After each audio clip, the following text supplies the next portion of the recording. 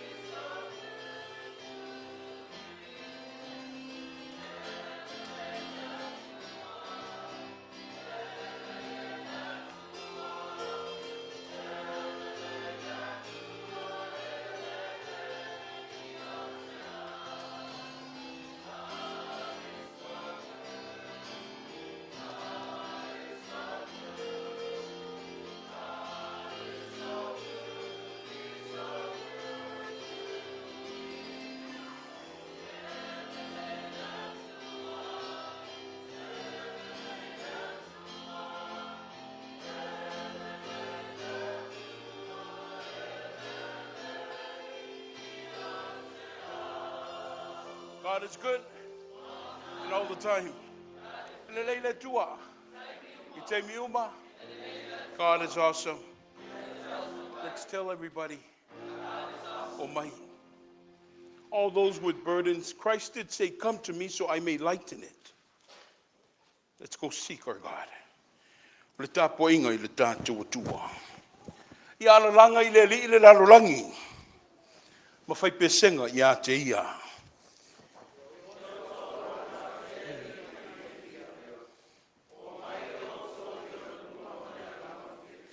I o tō I loa o le alii o ia lava le tua. O ia na whaia I tātou.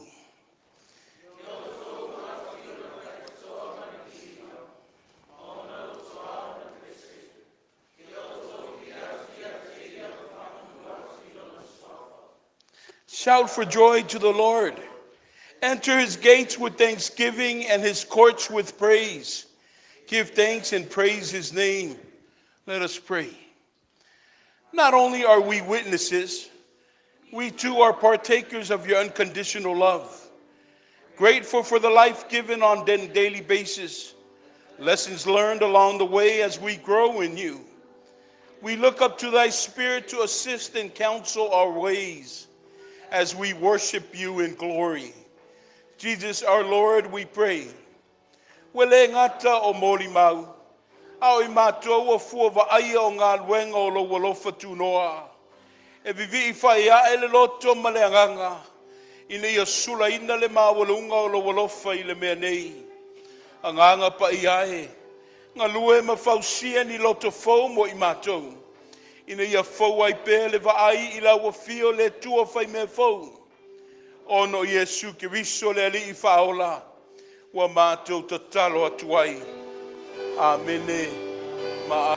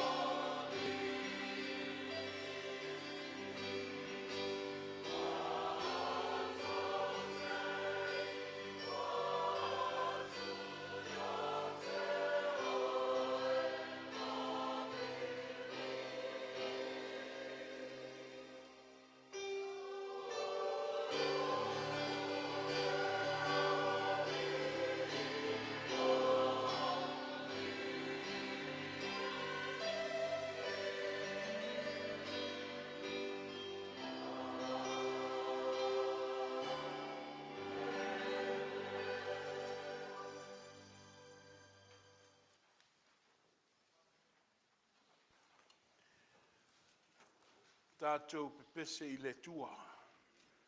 Whaftai I le tua. Mi vii I le tua. Ono le nei awano wa tātou maua. O le pese fitu se fulmartasi. O le a tātou vi vii ai I le tua.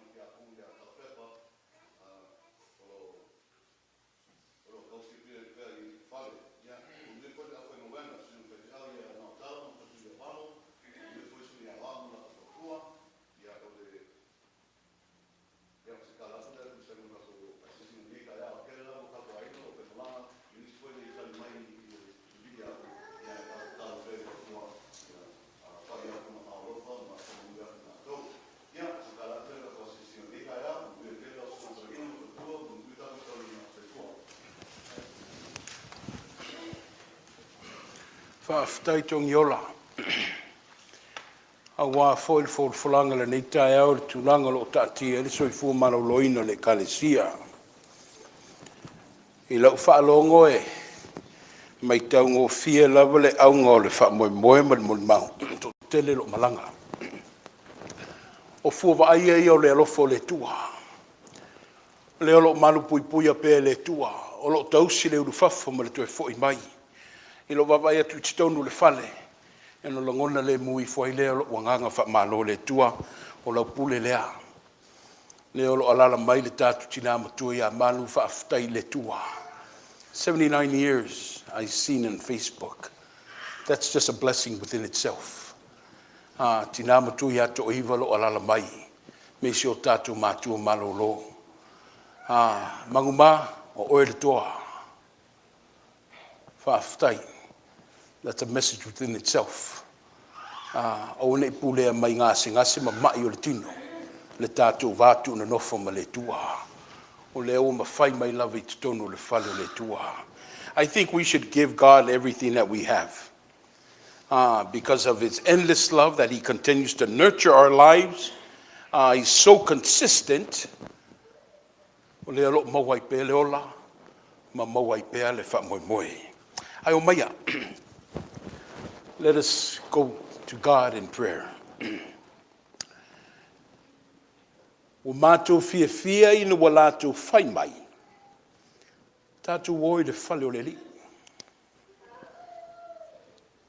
Tātou woi le whale o le li. Tātou mafuta I le whale o le li. Tātou tu vai le whale o le li. Le to manga le nā le tua e peona a langa ina le whaisalamo. Ai wa whai ma to mua I la mātou whaaftai.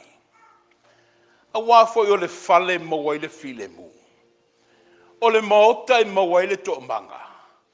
E mawai le malosi wa mawai le wha moe moe. E peona tāla I pui pui o lau whale tatalo I le leitai au. A o mātou ulu whale mai. Ulu whale mai lava ma le mautinoha. O le a mātou sulaina lo wanga le leima lo walofa. E ala I le nei taulanga ma le tāpo inga. Whaaftai ta mai lo tau a auina le soifua. I lo tau aveina pēla mātou wola wā. Whātutunga tā I ia vai teimi. O se vai tau e, tai angofia I o mātou tangata I le pai e ma le musua. O no wa malosi foi le la, me se le fesuia ingo le tau. Ona sawai leo le wha vai vai. Ia e whauta ia e leo tuli moe lo walofa. A o whi malanga I lau e kālesia. O leo o malei fua mai lau whanau I le neitai au fau. Ua whaitau I mātou I lo wanga le leima lo walofa le whatua oia. Se le tua se wale ole lea. Ua mātou patipatia lo walofa le whatua oia. Lo walofa tausi. Na e la vea ina I mātou mai le mamao ala I le nawa yasu o maumali atu. Ai le wa amata le tua le fulaunga le neiva yasu sa fau. Whaaftai mo mea lofa. Whaaftai mo whaamanuianga. Whaaftai mo lautau singa. I le nawa yasu o maumali atu.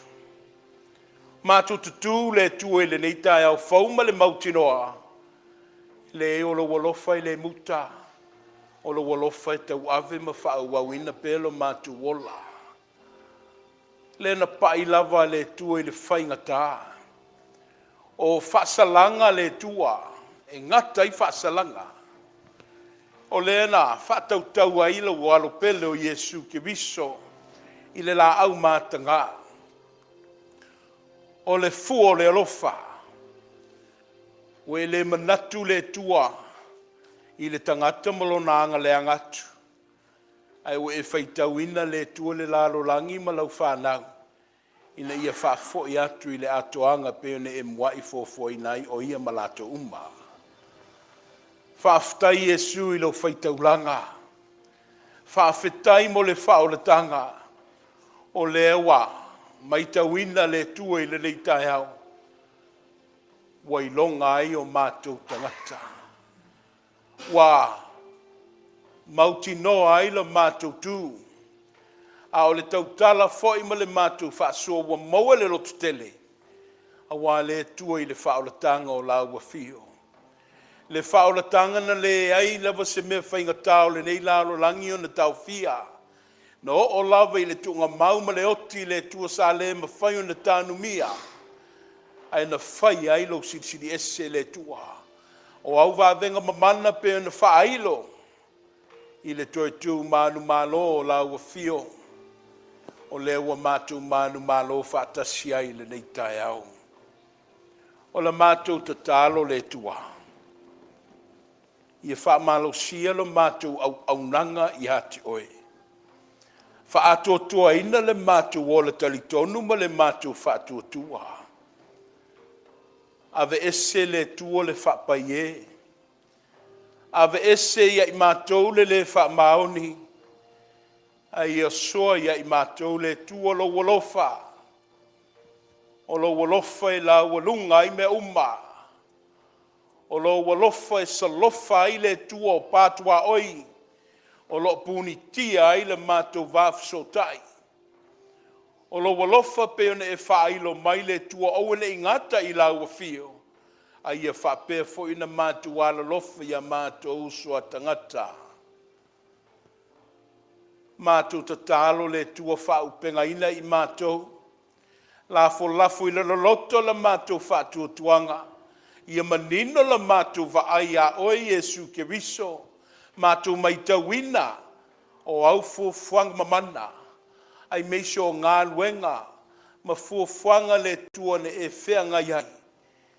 A o tau ma whaile lalo langi e la matia lo soi fuama leo la. A o ina I mātou I le matau po le rofa. O ni ia mātou tau fi mau. A ua fwoi nei whaitau lau mata. A ia mātou I loa na lofa. E peo na lofa ina I mātou. A o mātou sāwali ele o ngā tutonu le nei tausanga. Mo onga lawa I o le anganga fia pa I le iunga o le tausanga. Ai mātou tatalo le tua I matua I mātou I le ala lea. Ia, tau ave pea la mātou vai vai. Whao ngā ina le nei e ka le sia le tua mo lau finangalo. Ue sila mai lona misiona. E fo ia e le tua lona whaatinonga. Ai mātou tatalo le tua I e wha mausali la mātou malu I luengo fie. Oene ia mātou solomuli pētu ta ia I mātou I whaingata. Ai ia mātou o pongi a wau wha manuianga lilo ia. Mo lau ngā luenga I meisio le tangata. Moli mau le nei tae au lo malanga le totele. Ai mau le mawhana whana le loto pe a mātou fsota I a te oe te ma. Tau sia I lato I lau file muma le wha mawau o lo walofa. Le soifua ma le olo wa pula langoto. Tele le au mātutua ma le au sina. Pule pe oe le tue le soifua ma le olo le tangata. Au le mātou tatalo ma le anganga wha maulalo te ma. E pele I mātou o mātua. Maua ni tausanga, mali aso se tele se I mātou mafutai. Lātou whaasoa mai ai. A wā fwoi au penga o le ngā luenga, ai meise ai fwoi o whaamanuianga I te tonu a inga mawhale.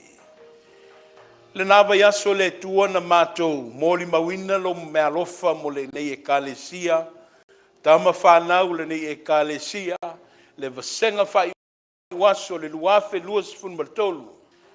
Ta iala pe la wafio le lātou lumanai. Asino ala la wafio le tua o feolo iai le wha moe mo atai au. Ia lātou la ngona le tua le soifuama le ola matau ia te oe. A wao le amatanga nao mea le uma. Mātou whaalongo ina pe le leo I rama. Le malanga o le maliuma le oti. Te tonu o mātou a inga, wō mau mea mamae. Te tonu o whaalapo tuputonga nuu mawhio anga. Whaalo tutele ina I mātou le tua le whetalainga I peone e launga ina I le maunga. Amu ia I lātou e whanonoa. A wai te mafuta ina I lātou le tua. I au wha mai senga ma lau wha mawhanwhananga. O le wha moe le nei aso le tua. Unua I sa pati e peone iaila mātou e kāle siamalona tuainga. E mātou e whaamanatu ai le toto ma le tino. E toi tō manatu le tua i le paseka o la ua fio. Me se ai foi le maliupu pua ngā o lo walo pele o Yesu. Ia saunia i mātou. Saunia i mātou mo le whaaloalo mawalunga. O le a mātou tau mawhai atu i le sāwali o le tala le lei tai au. E peo ni eile ma tau po le au whaafawina ma le au tau mawhai. Alo whangia le tua mawhau pengaina le mawhtanga ta māmalo mātou vai. Ia wā upo le ola peo na mātou tau mawhai atu wai ma saunia. Mātou tatalo le tua. Tofu tangata malo na mana o God, we come before you because we entered your domain and your congregation today with many of our hurts, many of our burdens, many of our needs. Some of us are visiting from out of state because we have family members who are in hospitals, who continue to seek treatment, God. Within our church, you hear it every day, every night, every morning, every hour. We pray, God, for your blessings and your healing to be upon them all. We come at this hour, God, with the longings of our hearts. May it coincide with thy will. But we ask for your blessings, your peace. Give us the courage to withstand, the determination, and the preservation, God, so we may continue to walk life to its fullest. Let us be like Christ. Let us ask, what would he do in times such as these? Let us be the light, God, that you need for this darkening world. Use this congregation, use her people, use her members to do your will. Show us your ways so we may walk in the path of blessings. God, last but not least, create us a new us. Create within us a new me. Let it be today, God, we can see with clarity the blessings and the callings over our lives. Utilize us. Let us be instruments of thy kingdom so we can cast in the lost souls, so we may all unite, God, under one throne of Jesus Christ, our Lord and our Savior. O le mātou toi manao le tua wha maulalo atu, wha mangalo mai le tele ma le anonoai, o soli tu la fono, le mātou soli tu la fono ma le nofo ai tā lafu ia te oe, wa le mawhaita wina. A le li wane le tua, i le vātu na nofo i mātou mo mātou mātua, mātua i whanau mātou i o mātou usua tangata, ua whaita wina wa tele. Au le fonga le tua le leitai au lau lotu sa moa poto alo fangia le tua. I awina mo i mātou se mawhtanga wa whaafawina. Ina wa whaamangaloina i mātou i le toto ma le tino le mātou le i whaola. O a mātou tatalo ia. E mamoli atu le suafa manu malo ke riso. Le mātou le i, ma le li o le ola. Mātou tatalo atuai. Amene.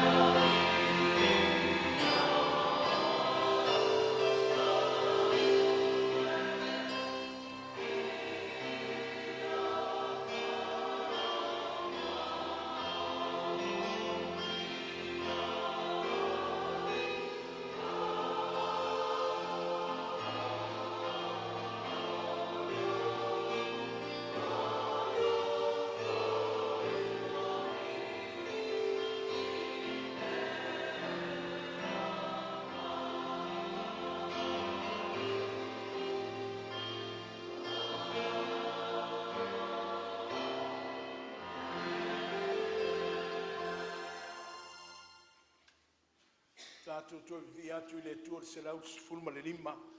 Se lau sifulma le lima o le pese o saunia lau fe pese.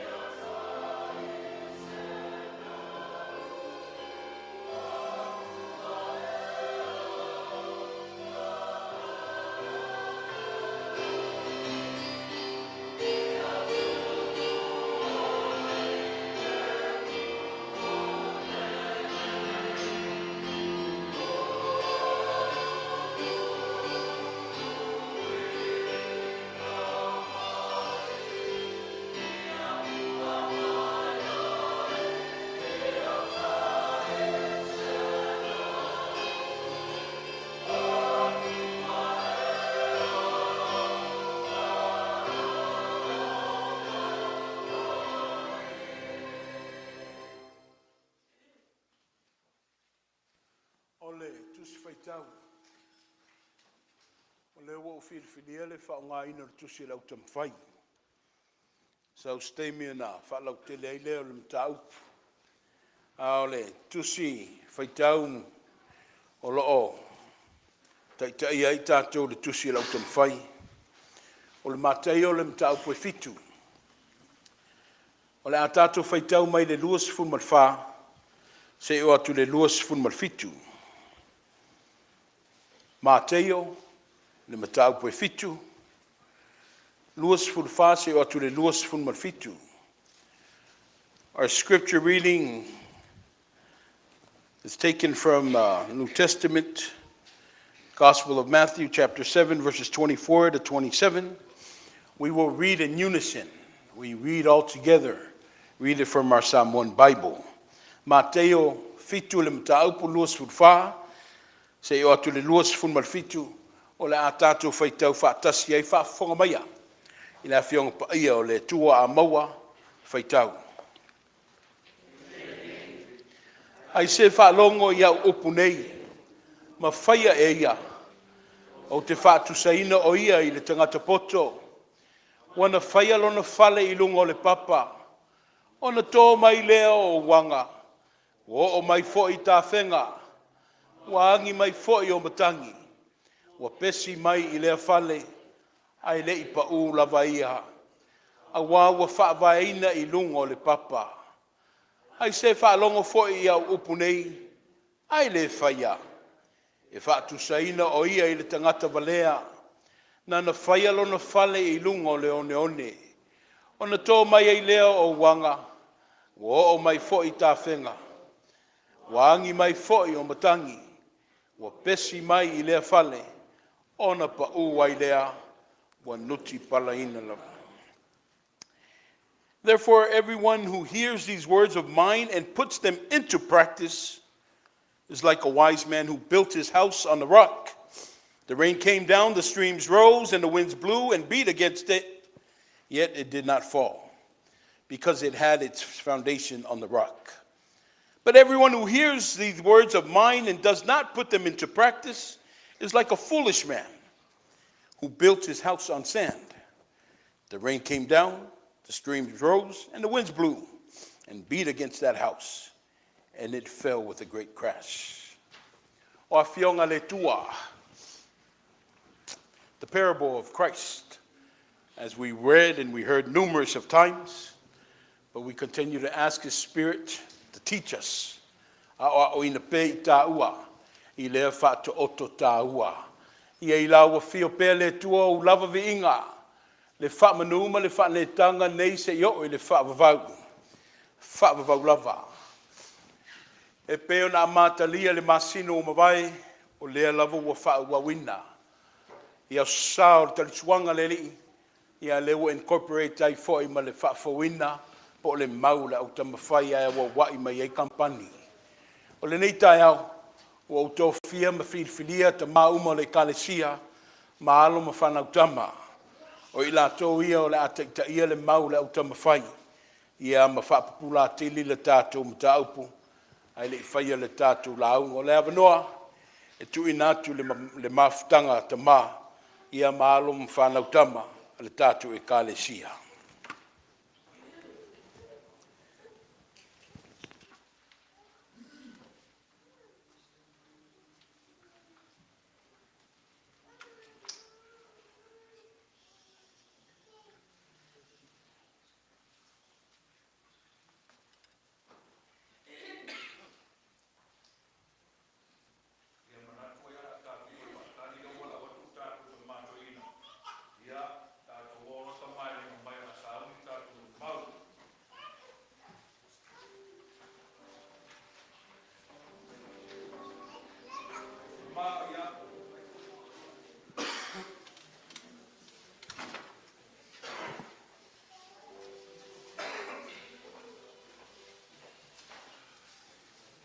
Test it.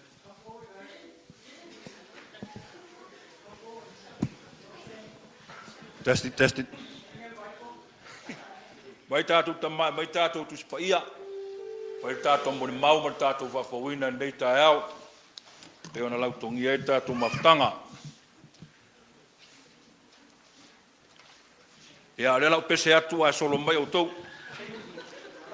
Toi ngā wanoa I e le maua e. Maua le wanoa e pese roa.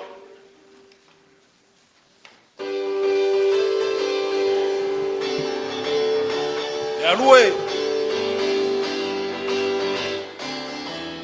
Elelei, telele atua. Ia ue au.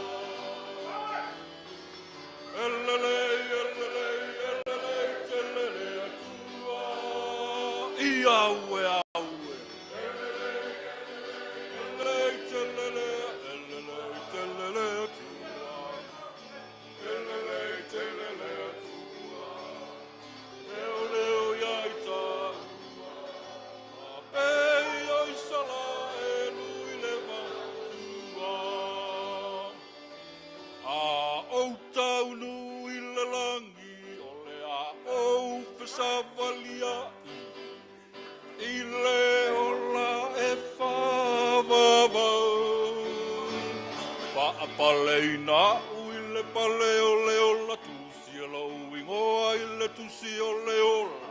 Hei! Elelei, elelei, elelei, telelei atua. An batasi.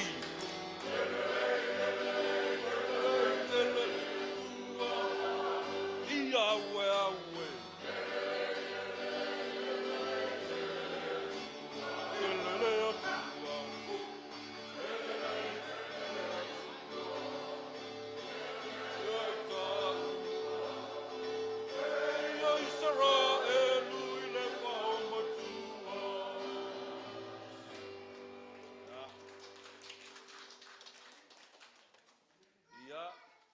Taina ia manoa o whai ona mori mau oile kampani o tamā. Tātou au whaafawina o le nei masina. Ia mātou te le io o le mātou mori mau. Ia e mātou pese. Ia whaatou ese i tamā. Tele rang sala mara whaiwhaianga o tamā. Ia o tai au le nei o la ausu le mātou pese.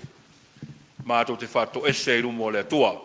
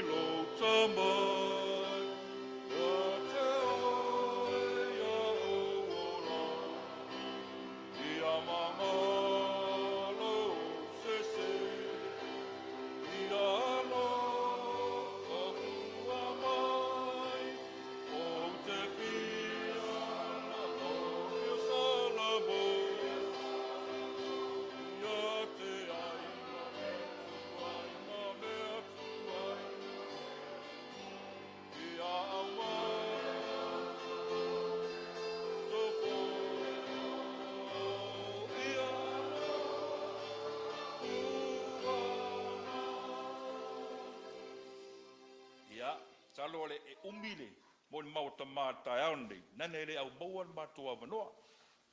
Avanoa nei e wha auro mai le atua. Ia leu tō whia tātua taita. Whai tamā masui o le whaafawina le nei tai au. Ole au tū o le aso le nei. Whaafita auli ma wha o songa. Ha o le atua e tō while muai. Pe o le tusin whai tauina o le matua. O le nei. Ai se whaalongo ia upu nei. Ma whaia ia, o te whaatusaina o ia i tangata poto wa whaia rona whale i lunga le papa. Roma e valu, o whai upe lima o leono, tari mai a. Ole, la unga lea, a Iesu na tau o lunga aile, lana la unga ile aso lea, pe ona tu sia e Mataio e fitu. Ma upu whaai uia o le launga le li. E iei le whaupunga fwoi lea. E le leilo waru le whale o maua sina oso. Pea e whaalongolongo i se launga. A o le launga lea. O le launga na matua sa o matau whaiofo ale motu o tangata. O le launga e peo se tangata i se pule. A e le pei o le au farsaio. Wa mai le whai upo rusu wha. O le nei. Ai se whaalongo ia upu nei, ma whaia ia, o te whaatusaina o ia di tangata poto wa whaia rona whale lunga o le papa. Manga mua mua, ia tātou ai oi, ma sa ili lea tua, iala e manu ia ai. Ai oi, ma sa ili lea tua, iala e manu ia ai. O whea e maua ai a wala ia.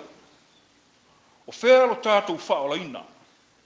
A o whea fo ia maua ia i le file mū ma whaamanuianga mai le ri. O ala, o lau whitwhilinga lea e te manu i ai. O lau whitwhilinga e te mala i ai. O oti i tātou umba i leang sala. To i lalo leo lua i tangata, aisea. Leu si tai eva. Whaalongo eva i ngata. Whaalongo a tamu ia eva. Leu sta. Ia le ngata fo i lea. Whamai o oti lai saulo. Aisea. Sa ili saulo ia tua ese. Ai le sa ili le atua le ala leo le maliu saulo malona ainga. Roma e valu, pai upe lima, Mata fai upo lima, whaangata mai leono. Whai tau, ia.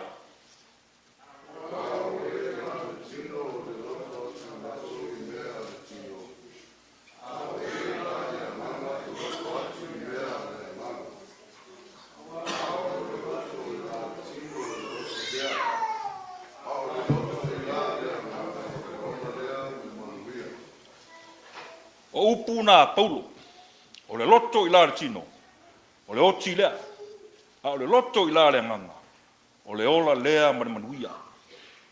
E lua ni wha vai o le olanga o lo tātou i nei, lea o wha soa mai Paulo, le ata o le se senga o tua inga o langa ia. O le momua, o le olanga o pū lea vai vai inga o le tangata sala. Le nā tura le anga o le tangata soifua, le manatu lava ia, na o ia lava. E whauga na tūla whono i una tūina naunga. E pūle lava ia i mea umai manao i ai. O le tū a inga o langa lea, e tofu lava ma lona wha matalaina. O le o langa o pūlea e tofi ma tūlanga ma malu. O langa o pūlea e le mata pe tele ma mana tele. O le o langa o pūlea e le poto, male ata mai. O le whaikengi, ma le wha le ainga. O winga ua le mana o lava, e lave le vea se fuafuanga ua sosi i ai. O le lua, o ie le o langa ua pūlea e le nganga o le atua. Le o langa ua mauaa, ma ua ola ia ke riso. Ua le to i aiso na manatu, a ua fai ke riso ma ona manatu. Ua la foa i mana uma, a ua tasi ia ke riso mea uma. Leo langa mamā ua wha pa ia ina, ma ua wha manuia i eile mana o le nganga. Leo langa ua wha tonu ina e le nganga. Ua wha vai maa tiae ke riso. Ola nei e lua, e ese o la taunu unga, ua tofu lava, ma le mea e ngai iai. O le ola ua pūle mana onga o le tino, wa i le ala e tau le oti. O le mau o le apostolo, le ola lea, lea i lava se mea, le aise rumanai o iai. A wā ngai mamao se atu, male atua. Wha pēa la tātou. Tātou sa ili atu i le ola, wha pēwhea. Wha pēwhea la ona tātou sa ili atu le ala tonu. O ai fo ina te ina i tātou i wha manuyanga o le ola. Tātou sa ili i le atua. Mana tua o le atua. O le nganga lava ia, o le nganga soifua pea, mai le vavau e o lava i wha vavau. Ia tau lai le atua lo wola, sa ili ala o le atua, o manatu ma o mawhauwhaunga, ma lawa amio, ia ngā wai lo loto i la le nganga, o lo ino lea i le leanga e le toi pisia ina namu, o e tau mawhai e mafuta i le li lo atua, ma wha fia lo na fina ngalo. Ia ola wha pa ia ina, ma wheo ai whaatasi ma le atua. O le ola le nā e le toe maru e lue, a wā ua mausali, o wha moe moe le atua, mai manuia, o wha moe moe ana fua fuanga i le atua. Manganona lua korinito, sfulu ma le lua, ta upu, valu e o sfulu. Lua korinito, ta upu sfulu lua, le valu o sfulu.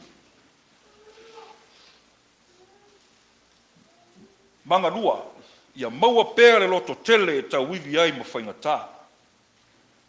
O le malanga le kerisiano, e le uma whaingatā e whaau pēr. O le ale winga, o le aso ua tinga ina ma fatia. O le aso foi ua oli ma fia. O se aso ua matangi ma wha. O le aso foi ua lesu sulu le la. Le ala le nā whai mai a o mai tinga. Tātou ta talo ma tuu i le tua o tātou manao. A wā o ia, e tali mai, a o mai fo i le fia māso le lei. Pese, ma vivi i le tua. Lua korinito, sfulu lua valu sfulu. A maua whaitau.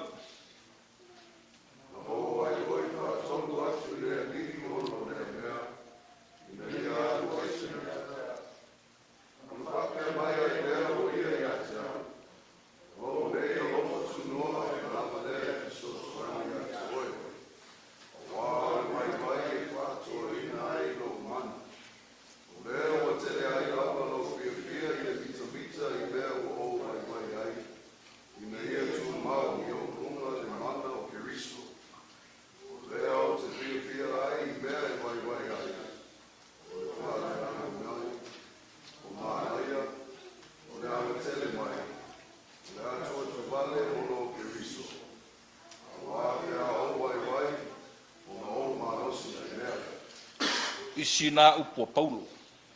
Ele umati ngā. Ele ave se ele tua puapua ngā. Ai se ala mau o le taime ai oi. Mata talo ai le tua. Ele ave se ele tua mea ona mati ngā. A wā o puapua ngā. E tofo ina ai lo tā whātua tua, le mana o le tua. Ele ave se ala ele tua puapua ngā. Ai sea, ne i o tātou mi mita ma wha maurunga. O le tātou malosi ma le tātou wata mai. Ma wha peifu, o au lava ua le lei ai. O lo poto lava ua manu i ai. E le ave sea e le tua whitao le ola. O lo tātou fōla uai. Ai sea, a ua o lona whina ngalo lea. Ia whai tātou ma keu siano manu malo. A le airi ti ngā. Tātou te le tofo le sua malie o le ola whaeina. Ma pale i le manuia. Pai mai le tusi na whai tauina. E wha tolu na ai oi Paulo i le tua. Se ia ve ese nei mea matutui ia te ia. Whai mai le tali a le rii. E le ai. O lou nei alofa. Tunoa. Ua lava lea e feso soani i lou vai vai. E le ave se ina ti ngā nā. Wha tolu fo i ona ai oi le rii ron tamā. Se ia ve ese le nei ipu ona. E le mawhai. Ona o tau ave ina. Ai ui lea. Ia whai alau whina ngalo. O ti ngā di to i nāo le sa tau. E le i ave sea e le atua. Na sa ili i ai lo tā wha o tanga. Mana tolu. Ia kopo i lima, sfu tolu o sfu lima. Ia kopo i lima, sfu tolu o sfu lima. Ave ese le mautonu. Ave ese le mautonu. E tai ho whaatasi le manga lea. Marwhe awa nafi pe on wha mawhaina taita. O le mautinoa. O le mautinoa o lo i le tua. Wha mawhale upo mautinoa, le confidence. E tai winga whaatasi ma le upo lea o le mautonu. Pei wa fesili ngia mea uma. Ia po le ola masa o salo fo. O tauto ai le ola ngalue. Ta ua le taita ila so na nafi wa le whaingo fie ta vilinga. Wa iai nei lo ta ola. Pei wa le mauti noa ta e au. Ia, manatu fo e wha pei ole. To alua le ana. Nisi ona so o le teimina. Puapua ngā o tātou ina o umaro wha asa taurina. Ta ape lau so, le mautonu. Le ana o le ala e mau. Ta alofa lau so. Ia o nisi fo iwa. Le mautonu. Le mautinoa i le li sa ala to mafuta. Le mautonu ia wo i ai. A le fesiri tele la. O feo le atua i ai ro ta le mautinoa ma le mautonu. Ia kopo lima. Skutolu, skulima. A maua whaitau.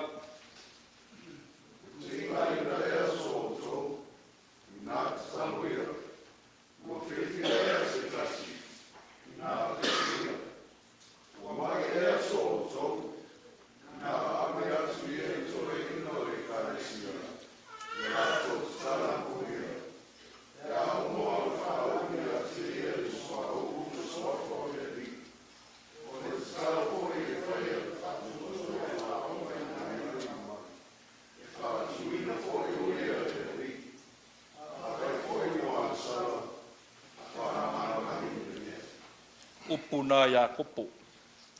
Talo e whai whatua e ola i le maa. O le whai awala au leo na nafi. A whai tātou te ola i se mea. E tusa malona whina ngana. E wha a whonga mai o ia. A whai fo i tātou te whai tau i ana whionga. Ma tau rea ngana. E tali mai o ia. Pau a leo le mea o le tupu tangata. O vave tele na apa. Apa i le tua. Pe a o mai fi tau le ola mapua ngā. Ai asa o whai loi manuia. Ua ngalo le tua. A le o le fiulo e tatalo. Ai le tali mai le tua. Fuli mai loa le tua ma whai le me lo toi. A whai na poto. Malona fia mata mua mua. Po le no foi ma wha tonu ma o i le tua. Ai whai mai a kopo. O le tatalo e whai e le wha tua. Ma ia o wha tasi ma wha maoni. E wha ola ina ai le mai. Ma wha moe le mana o le tua. E manu i ai fuafuanga. E iei le mea tāua o fia wha manino. E iei le taimi e le tutusa ai lo manao. I le mea o e te talo ai. Ma le fina ngalo o le atua. Ai a whai e te talo ai le tali mai o ia. O lona winga o le tali o le le ai. Au ai siri le poto ma le atamai o le atua. Nei lo o tātou. O le tali le nā. O lou le mautinoa. Ma lou le mautonu. O loo i le atua. Amen. Ia. O le a whau mātu le mātou mau le mātou pese.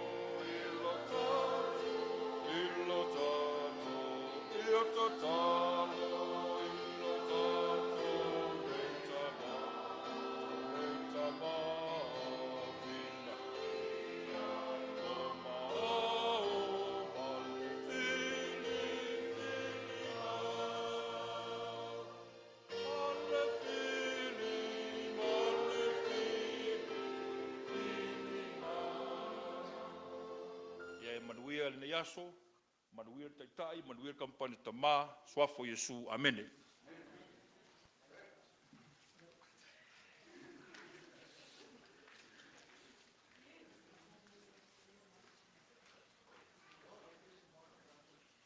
Ia, malolo nsa.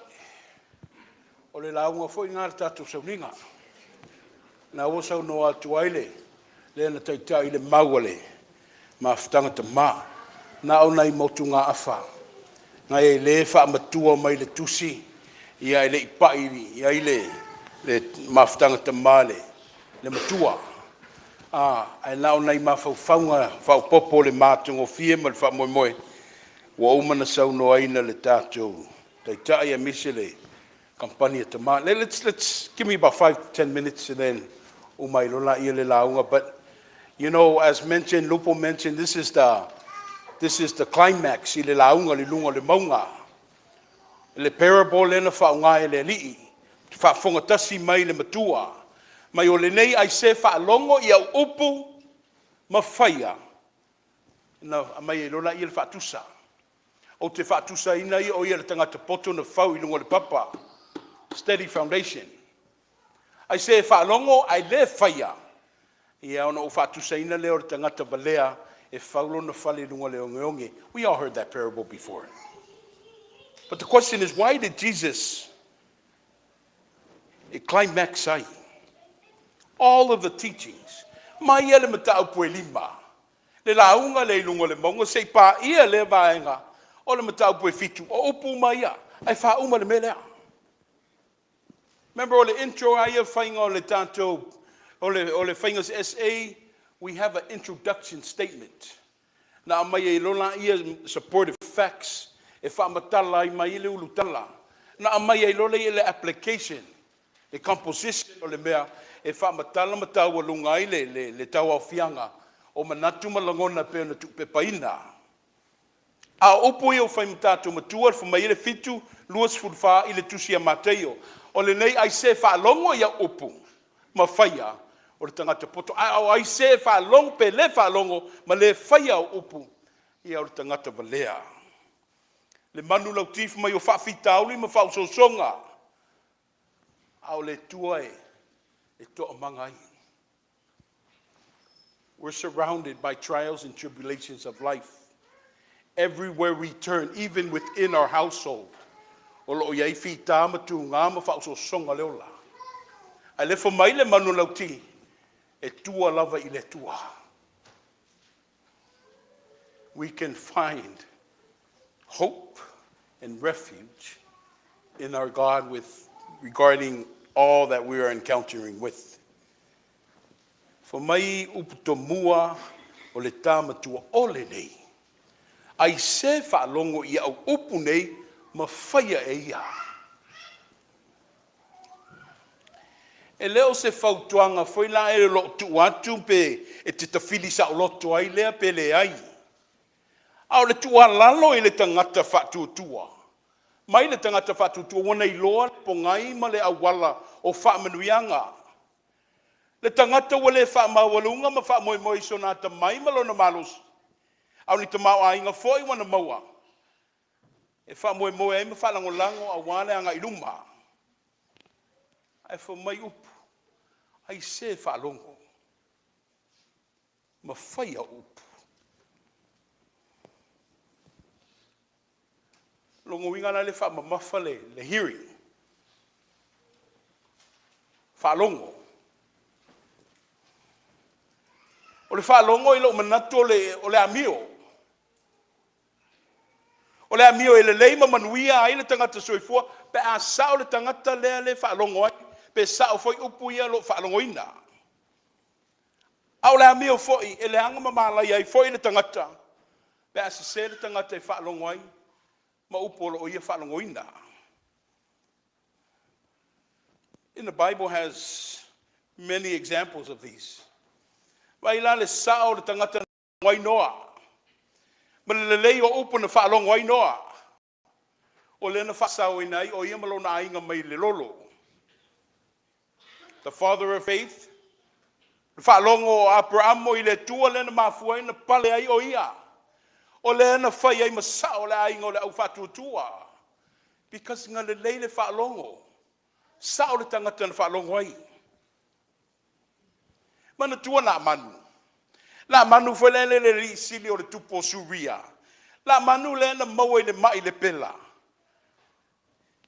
Mai na maua na wha mamai na malo na wha malolo ina. Ina wa wha maulalo na loto.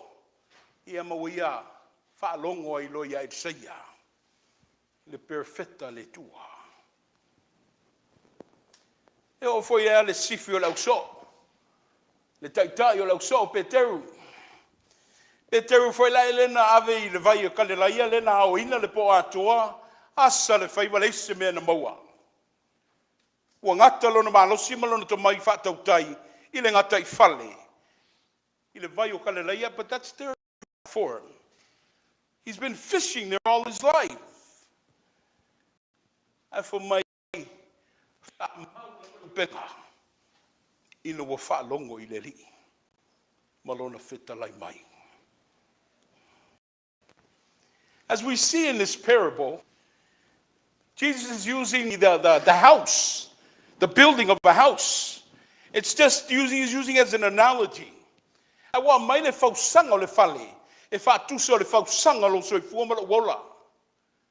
It's just an analogy of saying that building of a life.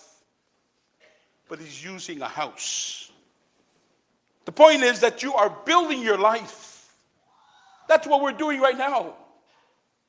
We are doing it even today.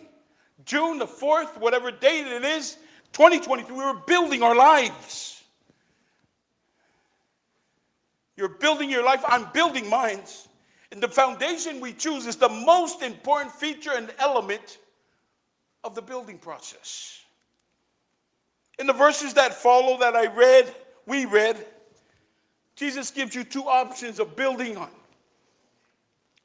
Jesus begins by stating that you must hear his words. But he doesn't stop there. He said not only you must hear your words, but you must act upon these words that you're hearing. If you are going to build on a solid foundation, you must do what Jesus teaches you in his words. I think we have many hearers of the word, but we lack the doers of the word. But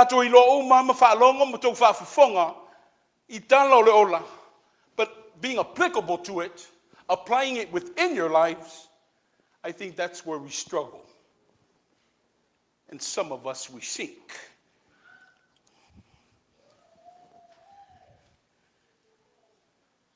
James 1:22 says that do not merely listen to the word, but do what the word says.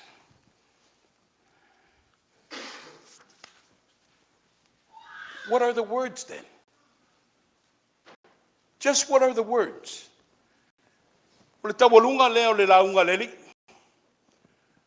Maya le amatanga le lunga le ta puelimba. Sei pa ia fitule for laulava. Ole tumalele la verfeta langa le li. For maya amu ia ngamalu. Not all of us are humble. They're simple words. See, Jesus also uses and he teaches in simplicity. Ay ang mga uya po ang ofia matao fi mau. Ang amalu. Humble. Loto maulalo. We heard that many times before. Out of city, are you doers of it? O e olai. Can you honestly say that you humble yourself when someone has struck a chord?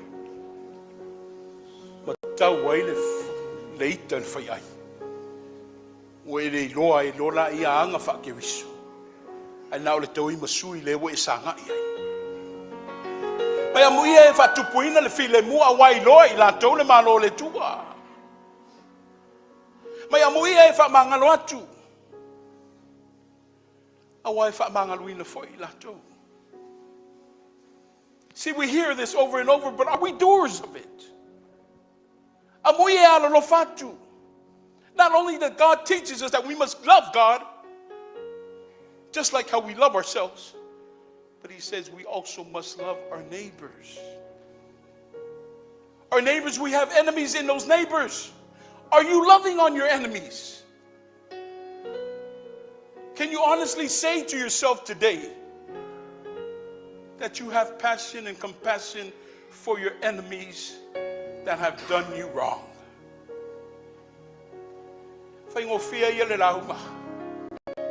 He puts it in the most simplistic terms that you and I and us all can understand. He says not only we must be hearers, but we also must be doers.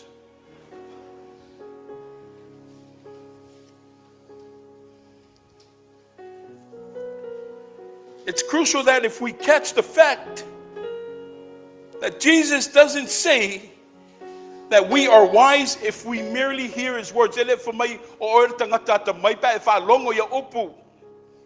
doesn't say that you are wise if you read his words.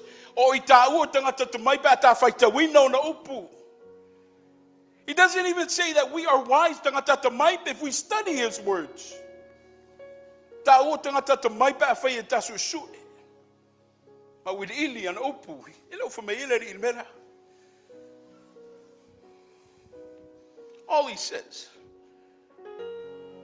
is that the person is wise if he hears these words of mine and acts upon them. Aila ia fa ngofie. Le tau mawhaia le li. E wha malama i ona ukso, ma le motu tangata. Le tau nuungo le tangata whaalongo I lana wha oto. A mata mai ale mata pue lima, se pa ia le fitu. Ona whai iwai lea I ana whetalainga. Ai se whaalongo, mawhaia, o te whaatusaina o ia le tangata poto. Wana faulo na fale I lungo le papa. Fo mai e tō mai wanga, sauta whenga angi mai matangi. O loo maua wā, loo mautuma, mausalire whawai.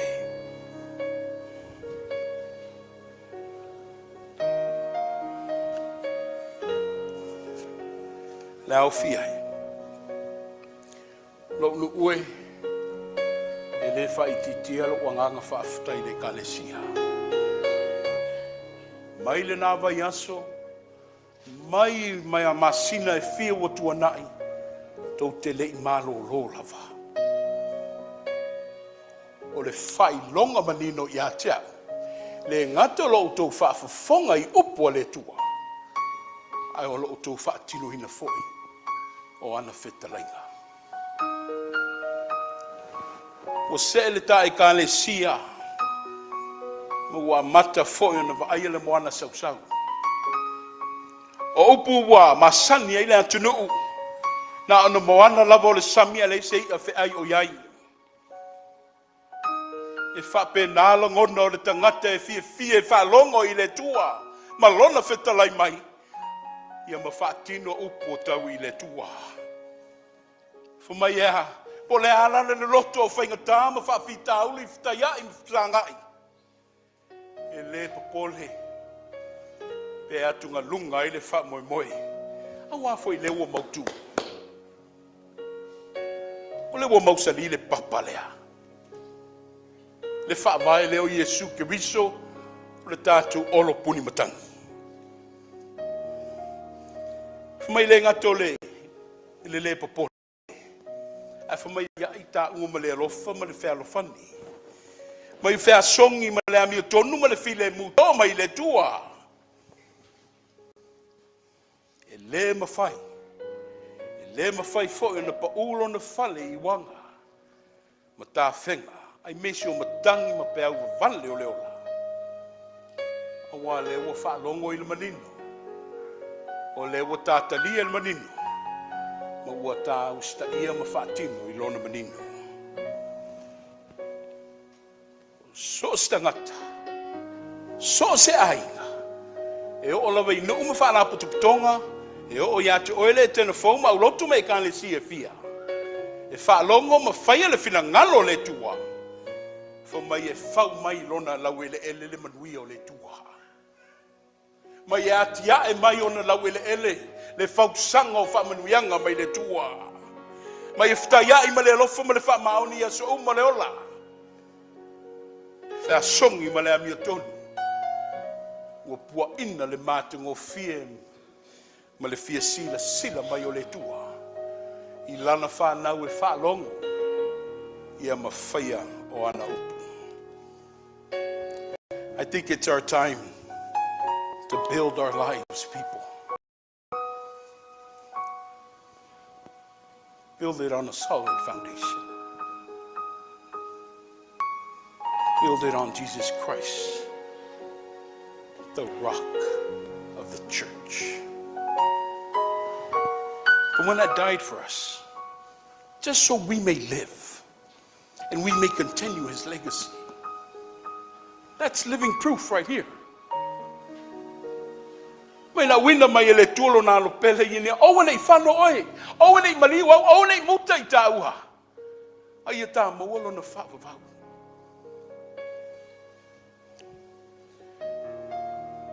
ai se whalongo. Ma whai ana wheta lainga ma upu. Whamai o lo mai wia le nā. Swafo Yesu amene.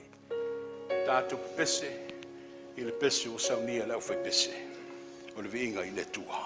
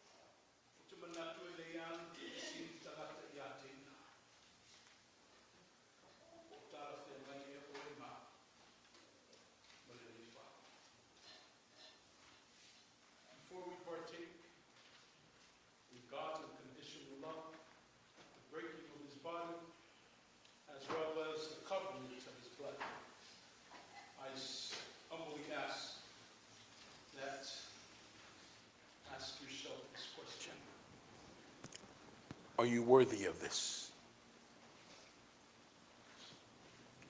Are we worthy of a love such like this? Se tātou whātu ese I le tua.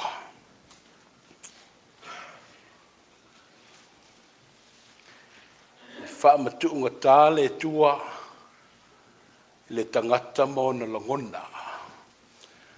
A wao le mauti noa le li e le ofesilingia le whaamafau. O I mātou le mafuanga. O le na whatautau ai. O lo walo a o le mātou o li o Iesu le kiwiso le satauro. O na mātou o mai le I tū lama te mi whapēnei le si o mia o lo na lau ai pa ia. Le whaamanatuina ma le talisuanga le sakalameta o lona liutino tangata. O tala whea ngai ea. O tatau ea I le tangata o na mātou a ai ma whieino I le nei whaaloalo mawalunga. Ai le whaatinoina le tua, le sakalameta pa ia o lau wafio. E aswasu atu le tua vai malui puenga I lau finangalo. Mātou langona le whaamaulalo le tua ma le whaatamala. Mātou sa ili le tua I le anganga whaato ese I lau wafio I le nei tai ao. Tau tino le tua le sesema le vai. Le to I lalo popo a mātou tangate I le whili mana au I aso ma teimi uma. Le fuli tua e o mātou tangata I le whaatinoina le mātou wolo walawina. Ai meise le ia ofu I fōlinga, ma la ei tau I la wafia. Te ma, wa mātou se se. Ai o ai e ole a mātou suru whai ai. O ai e ole a mātou le liwai. O ai e mawai le to manga I temi mai tū la whapēnei. A whai e tu sai malo whinangalo. A whio mai. Whaafau mai. Ta poe mai le tua lau whanau mo pongi se mawhtanga wāwana lata ma lau a whio. Ina wa whamangalo ina I mātou I lo walofa tu noa. Mātou te talo le tua mo le ngā luenga o leo le a mātou le liwane ai. Le sakalameta pa ia o lau a whio. Le toto ma le tino I lona whaamanatuina. Ia whaaupenga ina le tua lau au whai ngā luenga tutofi. E uina mātou langona le whaatau waa ma lo mātou vai. Ai le solo muli I tō whinga ma whaiva. A wina mo I mātou lo wanganga le ie. I le ia tau toa lua ma le vai ma le ato toa. Mātou te vai ma li maina lau whinangalo alofa mo lau whanau lo ngā lala. Mātou te talo fo I le tua mo elemeni wa whilwhilia, ma whao ngā ina I le nei tai au. Ia whaapa ia mai e lau a whio, ma whao uina I le anganga whaola o lau a whio. Mātou mamoli atu I atu oe I mātou umo le atalia. Ia sauni o lātou whinangalo ma tapena o mātou loto. Ni alanga te tau I mātou ma le nei whaaloalo mawalunga. Ola mātou te talo lea. Le wha mawalolonga lea, e ala tu ia ke visu Iesu lo mātou wali I whaola. Amene. La ala apostolo fa mai o titu inatu ia te otou, le mea na mawai fo ia o e ke viso. I le ala wapo na wha ala teinai le tātou wali I whaola. Mai na ia tango ai le areto. Mai na ia sitia I o lātou luma ino o mai ale whaafutai. O na whapea I leo ana saunuanga o lok tino le nei. O lok tino le nei wa tofi e whai masui o tau. I o tau whai le nei mea ma whamanatunga I a te ia. Ma e le tau mawhtanga na whaliwa I leo le ipu. Ino o mai ale whaafutai molia I a te ia. O na sitia leo I o lato lumo le ipu leo le whengainga. O le ipu leo le saolatonga, le ipu leo le lenga, le covenant. Ina ia toi o sia ai, ma o si o sia ai le tātou taulanga. Ina ia whaavavau ailo na wha moe moe. Oi uma, Fo mai e ai le nei a reto ma feinu le nei pu e tātou wha manatuina lona maliu. Se i toi a fio mai o upu ia o sakalameta e peo na o ina i tā ue le whatu tuanga le kalesia. Au le nei tae au le o tau sila mai. O le o sauni ima ta pena wha whine to anga le ainga le ti akono o le wha alo na tō mai le langi. Le tino ma le toto le tātou o li o Yesu Kiriso. E pena nātou whaia le lava fiafi. O le a wha pena ana tātou langia le whaafutai le tua. Whaafutai le areto le a sauno atu waitu I tele lo tas. Whaafutai le wainga o le a sauno atu wai a lua vasa tu I auto. Pau wana ta talo le whaifeau. A wina mai o tō whina se whaapapi iae ma o mātou loto. Ai tātou sulaina le angala lei o le tua o nor tino ma le toto lea. Tātou wha maulalo I le tua le tatalo.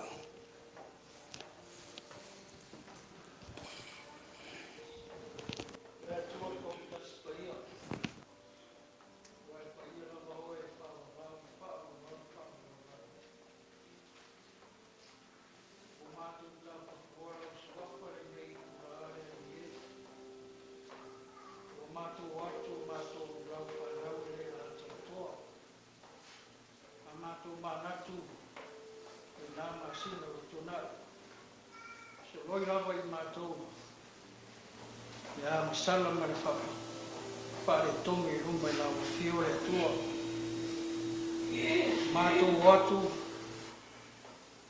Mātou le mauti noa. Ai mātou te whatu tua I lau whio mairo ngā pa ia ia I mātou samina. O rea mātou taria le tino lo wano Yesu Kiriso. Mangalo ai o mātou se mo mātou reana, o mātou whātaua. Mātou whaare tūnu.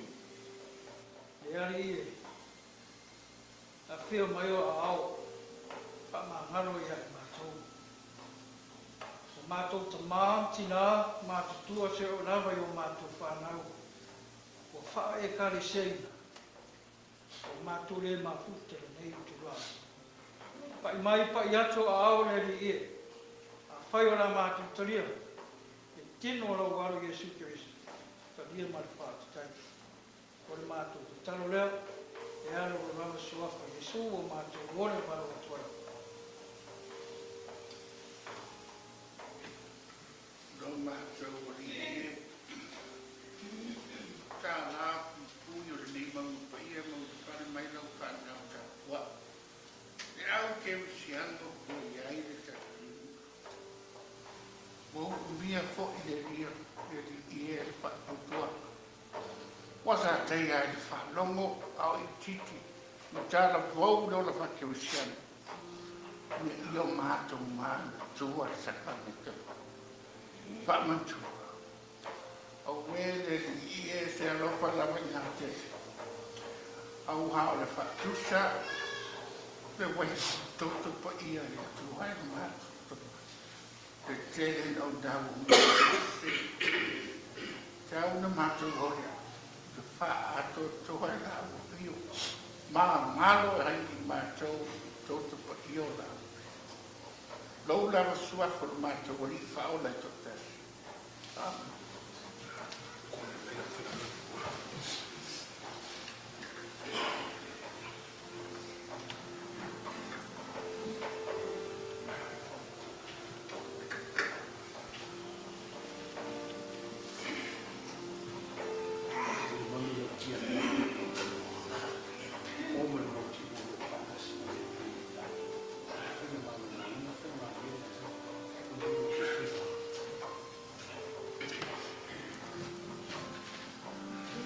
Tau a auina, ia ono sai se tātou talia whaatasi.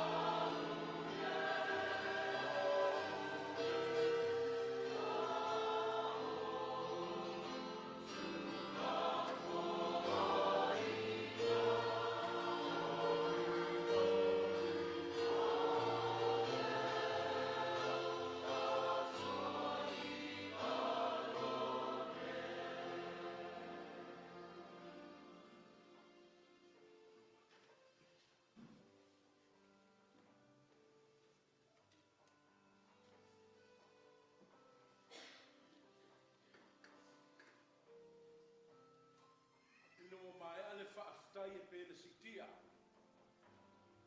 Mai o le lava kia pēna i tāngo ai nei la reto. Ma tofi tofi. O lo tino le nei o tofi tofi ni ia whai masui o tau. Ia tātou whai ana nei mea ma whamana tunga ia te ia. Sa moa ai, e kālesi ai. Mese le au whatutu ai. Ta lia maro wanganga whaafutai I le tua.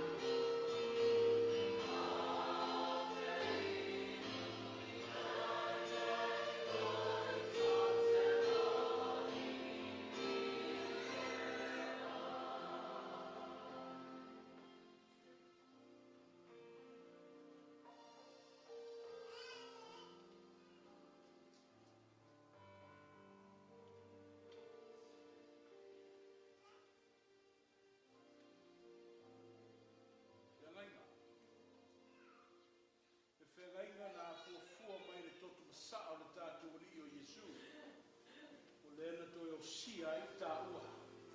Ina ia tāna ngona ma mausali lo na whaauhau. Ia au fia I ta lia ia ma lea nganga whaafutai o lau whaolatanga. O totu pa i o le rika.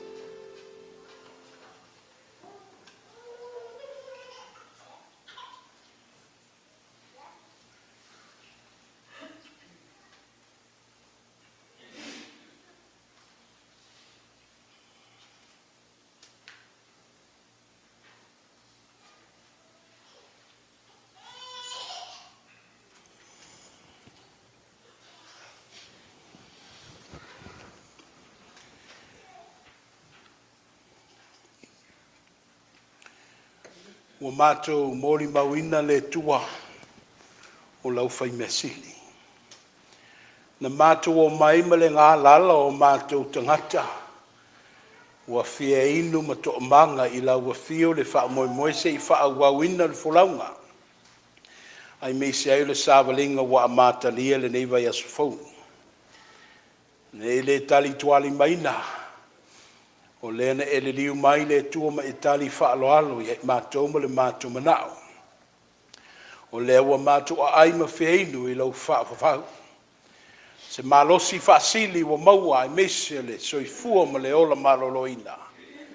Le ua mātou o fofta i le tua mo la wa whio ma le ngā luenga. Ia wha manuia ma wha o ngā ina la mātou whatau waa. Mana tua le tok tele o le ngā luenga ma le kāle sia lo whai malanga. Ia ai mese ai fo e nisi o le ma whai na ma au mai. O nor tūlanga o le soifua maloloina. Anga le leila wa whio. Ai vai lo tutusa mo i mātou lau wha manuia. O la mātou wha moe moe le tua. A o nei ngata o nei tae au ma le aso. A o aso uma mātou te aima wheinuai. O aso la vai a mātou te wha manatuina. O lau lava wha o le tanga. O no ke viso Yesu la mātou o li wha aula. O mātou wha aftai atuai. Amene.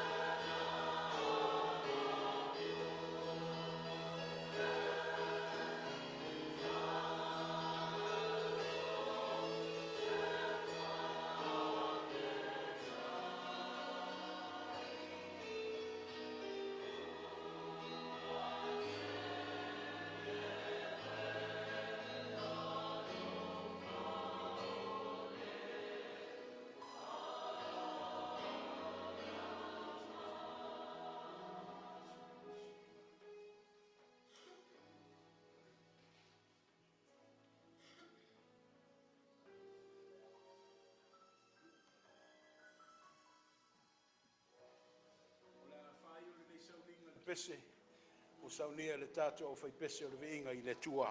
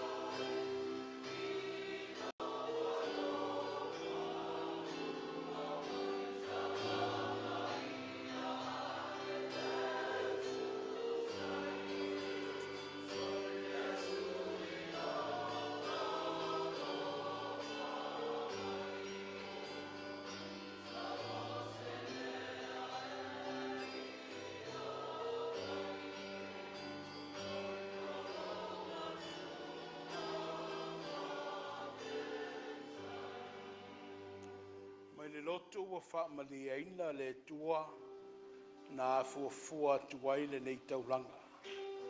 Ua whaamaliaina o mātou tangata I lau pule whaasoifua. Ai meise o le taulanga sili le e fua ia mo I mātou e ala ia Yesu le kiriso. O le ala lea ua fia fai taulanga ai. Ala foi lea ua mātou lau tutuai. Mātou fia sulaina le tua le taulanga sili. Le e fua ia masaunia mo I mātou ia Yesu. O lau taulanga lea. O mātou mamoli whaatasi ai le tua mo mātou tangata. A walo whaapa ia. Whaongaina. Ai awina mo I mātou le tua. O lau whaamanuia. E whaawawai pēa la mātou ola tau mwhai mo oe. Ono Yesu Kiriso le li whaola a wala tuai la mātou whainga taulanga. Amene.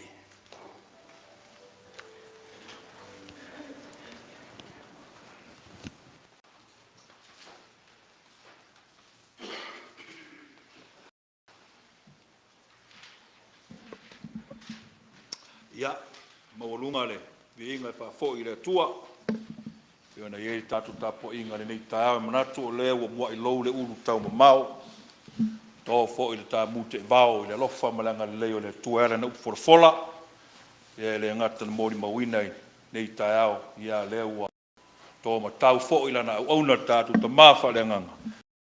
Sula I le lofa malanga le leo le tua. Inga fa fo I le tua, fa aftai tele mo le nei tae au.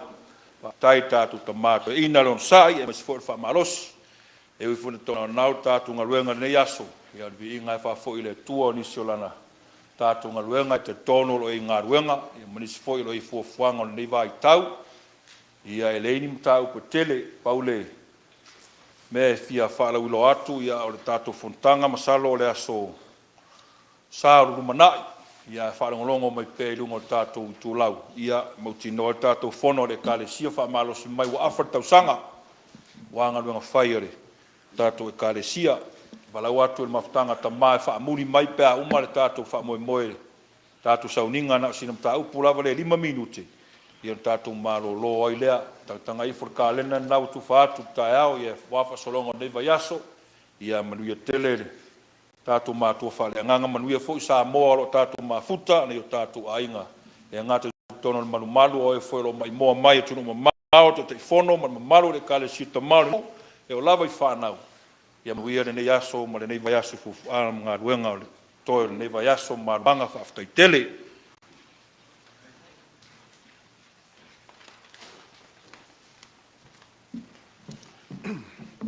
Ia e molepi nganga whafkai kele. Vanganga masangong foi do fingo kia Kongo al sui failo kusi foi ya foi mongo ya wa foi ska ya o le ala kulai o kanga masangi lava o lawinga kako foi ale lawinga kako foi senge o ngis foi o foi sa fa man law ni ka ya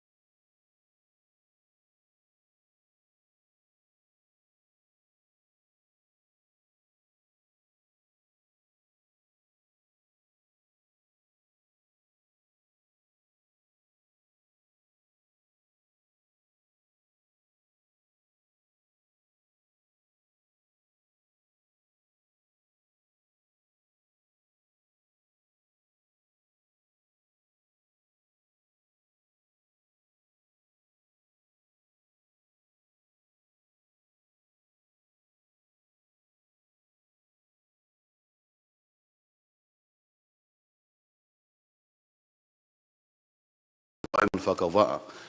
Masui o fonga i meswai komiti o Hawaii, whaleo koe le ngā whaftai tele, malu kako i kalipa i lau fia, wō mai ingalo asiasi, o whapopo mai foi tau taulanga nei tai au, kau inga lofa le tua, koe whakumkumu meo ko whangangau ina ma koe sea, ia walko mga kui le kōmana nguenga. Ia se kala aku le ku Simon kako Hawaii, anga lei mai le tua nei aso, o a foi whi amu fufonga koe, la kako whenga iai, e uai foi me o meo mafuka mai, manguia kele kako mako whelanganga, manguia kako a inga loku soifua.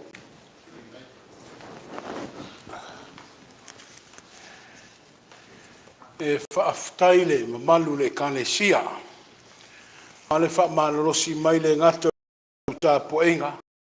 Ia o ngā luena tātu whenga ia nā vai asu mo mali atu. E le o malolo luenga. E ia malanga le totele. E whaaftaile o tō whilangalo wale nei vai tausanga. Whaaftaile a inga ti a kono mo le saunia le leo le tātu whale. Le sakala meta. Ia matulanga uma pe ona o tau whita i tu ngai le tele o Aso Sa. Ia ono le tō wola wala wina. Ma mole atu foi le anganga le whaaftai le fionga le te pese ma le au whai pese. Ia me senga le wasa. Whaaftai tele mai lava le tātou tau pese le vai aso. Ia se lava i le neitai au o tō ngā luenga ma le sao le tāpo inga. Anga le leile tua ma soani mga lue ina roto ia wale tatu wola tautua ia te iha. Le nāwala lomi atu le tatu pultini le savalingo le neva yaso silane wha mole mole. E leo i eisa manatu ia te au le aso lulu a sau nei ia o le ato e amata li ai le tatu luluma le atu spa ia o le tatu mataupo le lomi atu le tatu pultini ia o le tina ia li tia.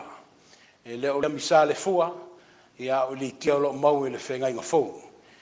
Sila ane le tusi o ngā luenga le nalo o iai, ia e le lei le oe au le eli ma whaitau, e whaingo fia i le tatu whaasoa i le asolulu.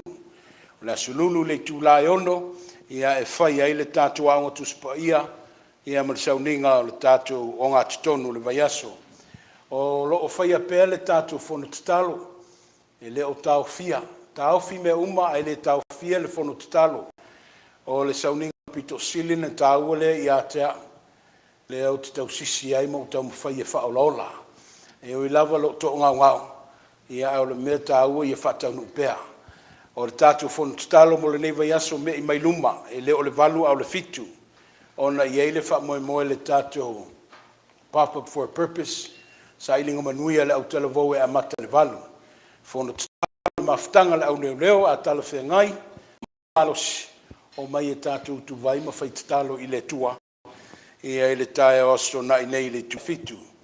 Nā foi wala lomi atu le putini, le wha moe moe le maftanga tina, i la auto a fiafi po le pofi e fia wha polingsia, ia i le wha moe moe, ia i le lei alfso ta i pe al maftanga i al, tu sai foi ma le temi, a le teno o mai a teau, ia i le longona mai, le pop-up so ia whatanga luenga ia e whamai ale whamoe moe tina i la fiafi whapolingsia wasi sa manuia le mawhtanga tina le nei vai temi e whamuli tina on mawhtanga te ma whamen mole ona tātou whaia i leo se malolonga whamalolosi mai le kal tātou tālonga tai au le lavalo o le lei mai pele tu soali mai ai ve ia le leo fai ma sui o le lau tatu i kale ia o lea i tua i ailo o tau whina patino ai fu fuanga fai lea i kale sia ia le tatu ta alonga tae au i lona fiafi snack pot tanga a ve ia le nei te i tapena tu aisa malongona e le lo ia le wa ina tuai ma le anganga fa o ma fa na uma fa mole e fa ia le tatu graduation Sunday out full ole la susutasi ole a fa mu foi ma fa se malo longa le tatu sa o fa ia pela on sa a lo fa tamala mai peta to ole fa tamala a mata mai a fa ia onga ma matua ai le tau fia ma fionga le li ia le to lua me lo ia le to tonu fa tasi ma le anga o ia le na lo o fio ai le ai fa lo ma au le fa au ia e ia wa malo lo le tulanga wa o onga fa le malo ai fa mo le matu le malo lo le o tau si o le tu mo oi ma le lo tau fa mo te pena tatu fa nau ia wa lo si ia lo fe ngai ma la tu fa mal lo si mai le tatu sa mo mua fa ya nga sa to ai foi ma fa nau yeah, we have one more week of Sunday school yeah, then we could take a small break se o to foi mai sa mo na to ya ai le tatu a onga o la so full mal valu ia le wo uma no walu tal no ia o to te mama tua ia le wo feed filia fai ma fi ma to ia wale tatu o sa te ma le la so full mal valu te pena fa tau mai o to ia wo uma na tatu swala pule ia wale fa mo mo tatu aso ia tatu tau ma fai ale sili ia tatu lenga tutusa ma le aso tina e pe ona latu to ma tau ina i tatu le latu fo ia so fia ai o le faaftai tele la auto wanga le lei o te faaftai tele la auto tau singa e le ngata le tamao ainga pe ona ma whaalongo ina le nei tai au maso uma ai sili ai ma uolo to no ftatalo a wai tal tonu lava lo sa ua pe ma tangata mal ma fatau va o lo a fe pe o to finangalo pe ato so tai ma le tua